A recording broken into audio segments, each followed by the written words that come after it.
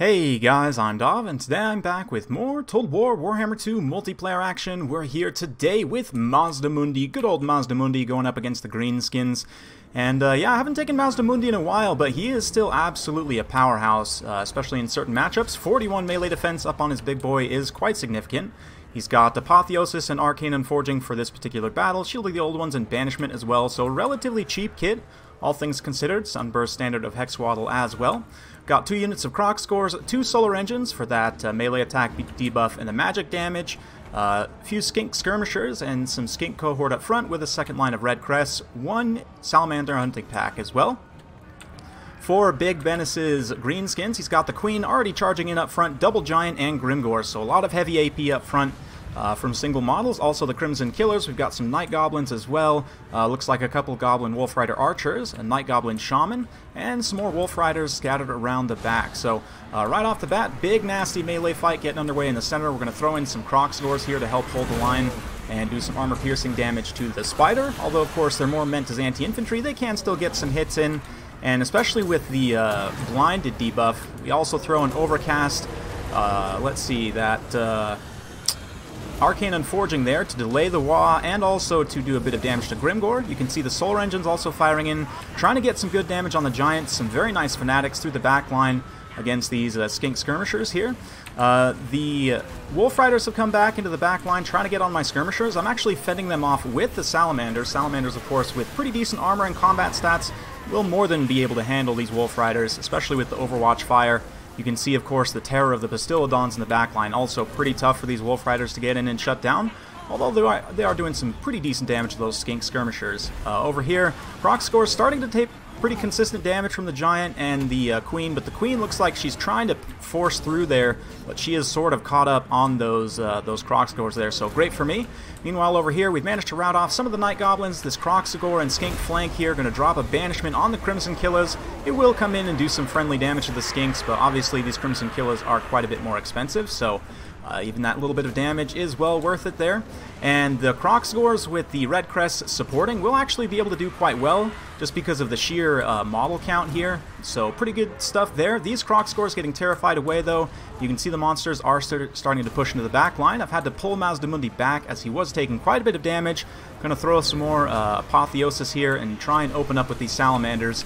A couple friendly shots on Mazdamundi as he waddles through their line of fire. But they do get some very effective fire on that Giant there. Giant's already got some pretty good damage, just about up to an XP Chevron from the damage on Mazdamundi, but he does manage to make contact, whack down one of the models there of those Salamanders, but the Solar Engine's definitely very nice against this Double Giant build, and Double Giant's becoming more popular since Giants are a bit cheaper now, and especially with Greenskins where you can definitely juice up their melee attack and just have them hit ridiculously hard. Doing quite well. Over here, the Skinks are starting to get surrounded. The Crimson Killers still holding out, although they have taken some severe damage. And Goblins coming in here to rear charge these Croc Scores and the Skinks. The Skinks rout off, so the Croc Scores are going to be in a bit of trouble now. Grimgore's also been in melee long enough to recharge the wEa. You can see him whacking at Mazdamundi here. Him and the Spider getting a very nice engagement. I do have the Croc Scores in a position, so you can see I'm going to kind of path Mazdamundi up and around them to screen them out, and then rear charge into the Crimson Killers here to try and finally get them off the field. A lot of my supporting units have been routed, but yeah, in the back line you can see here the Giant was able to catch those Salamander Hunting Packs again, do some good damage, and then he's going to come in with the Wolf Riders and finish them off. And in a very tattered, isolated situation like this, the Wolf Riders, because of their high model count, will be able to deal with that Hunting Pack and chase them off. So that's a bit rough for me. Things are not looking amazing, but balance of power is still pretty even. Still got plenty of Skink Skirmishers online. They're just skirmishing these Spider Hatchlings now until they disappear. This Giant's kind of out of position here, has been sort of chasing some other units, so that does leave us in an opportunity to try and deal with these monsters separately. So the Queen at this point taking quite a bit of damage, Mazdamundi and the Croc Scores focusing on her. Again, that blinded debuff from the Solar Engines is super important here. Of course, it does give that standard melee attack debuff 26-27. So yeah, using that against these high-powered monsters like the Giant and the Ragnarok is going to be very strong into the late game here. This Giant does manage to get into contact. This Solar Engine is just about out of ammo though, so I'm honestly not too worried about it tanking some damage here. The Spider's been routed off, but don't really have the tools to chase it at the moment. You can see I'm pretty low on troops. We do manage to get the cohort back from route there, and the javelins, or sorry, the skink skirmishers, with the support of some croc scores here, are able to somewhat get free, so hopefully we can bring some of them around, try and take out these giants here. You can see Grimgor starting to take a bit of damage as well, just from the focus of the croc scores. The croc scores, when they have a surround on Grimgor, will do quite a bit of damage to him. You can see he does drop a unit model there straight up, but we're going to use Shield of the Old Ones to try and resist some of that damage. You can see the Gabo Shaman just getting absolutely tossed there. And yeah, the Bastillodon holding up okay for the time being against that giant, because of the mitigation buffs there. Another banishment in the back line rips through those Wolf Rider archers and manages to rout them off. So suddenly we're in a pretty commanding position here. Still got all three of our monsters reasonably healthy. Mazda's taken a beating, but he's been able to heal through most of it through, you know, just consistent apotheosis. You can see Grimgor, again, getting surrounded by those croc scores, does get taken out pretty hard. And yeah, the double giant comes in. One more wah from Grimgor. Quite impressive, all things considered, but yeah, it's not quite going to be enough, maybe. Balance of power is sliding back towards even, as Mazdamundi does take some hits here, but we're going to come in with the Solar Engine, rear charge, start to get some Overwatch fire from these skink skirmishers. Croc scores are just about routing, but over here we've got, again, the Bastillodon holding the Arachnarok in place, and with the Cold-Blooded it will be able to, at the very least, hold that engagement for some time. But yeah, as Grimgor takes a big hit there from the Bastillodon, his leadership starts to go down a bit, and that is going to tip the tide, the green tide. It will recede, if you will, and going to be a victory for the Lizardmen. So you can see just the Giant still holding up here. Of course, Giant's very impressive leadership. The low armor is a bit of an issue, but both of them here fighting to the very finish. Ooh, Solar Engine's going to maybe take that one out. Let's see. Solar Engine or Skinks? Who will finish these Giants off? That one goes down to the Skink Skirmishers? Maybe? Nope, not quite down. Oh man, the snipe between the legs actually takes that one down. And it looks like that one also got felled by the Solar Engine. So yeah, the sneaky Zapper tries to zap Mazdamundi, but with Apotheosis he's going to be just fine. And the Croc scores move in to clean up the last of the Gobos here. So a very fun battle, well played to Bennis. Hopefully you guys enjoyed watching that one. Nice close battle, and yeah, I definitely like the double giant with the Ragnarok here. Bennis and I were chatting a bit after the game, and I think from my perspective, I may want to just swap out a few things. Maybe swap down the Crimson Killers for a regular Black Orc. Maybe try and bring like a unit of 2 Skulkers. Maybe upgrade these Wolf Rider archers to the armor-piercing Regiment of Renown. But I definitely like the giant, double giant spider. It's definitely pretty decent.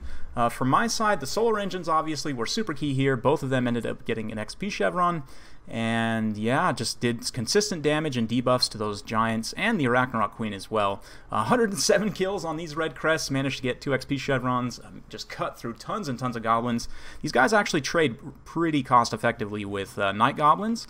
So that's pretty decent stuff. Some of the other ones took a beating there, but Salamander Hunting Packs initially able to do quite well in defending themselves in that back line, and they got some good volleys on those giants. But credit to Bennis there, he did play very well with his Wolf Riders in the back line there and being able to chase off those hunting packs. So yeah, very fun stuff. An interesting matchup. Mazdamundi, 74 kills. You do see him pretty frequently in tournament play for Lizardmen, and I haven't been featuring him that much on my channel, obviously with all of the new stuff lately with Nakai and the other lords and everything, but Mazdamundi is absolutely still a staple. You can really kind of kit him out how you want. Generally, I would recommend, unless you're going with a really, or I should say against a really heavy infantry army, which even the Greenskins could be considered, but even still, just because of the RNG of Ruination of Cities, it's even more RNG than something like Banishment. It's so tough to bring. Mazdamundi's already very expensive, but definitely self-healing with Apotheosis. You know, Harmonic Convergence is great to have. Against the Greenskins, of course, Arcane and Forging, also very nice. You could take Comet. Just generally, Mazdamundi's good all around. Of course, the Sunburst Standard as well.